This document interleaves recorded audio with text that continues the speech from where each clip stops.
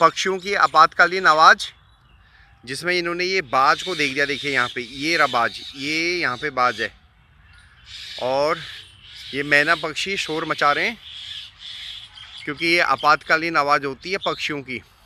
खतरा जहाँ उनको महसूस होता है, सांप, बिल्ली या कोई भी शिकारी पक्षी को देख के वो इस तरह का शोर मचाते हैं। ये बाज अभी वहीं पे है, ये और पक्षियों को भी अलर्ट कर रहे हैं कि यहाँ पे खतरा है। और बाज है यहाँ पे, एक छोटा सा बाज है, मगर ये पक्षी और पक्षियों को भी अलर्ट कर रहे हैं कि आप यहाँ पे सावधान हो जाइए। ये रहा बाज और आप यहाँ से हटिए। तो ये सभी पक्षियों की आपातकालीन आवाज़ एक ही होती है, बहुत ही ज़बरदस्त।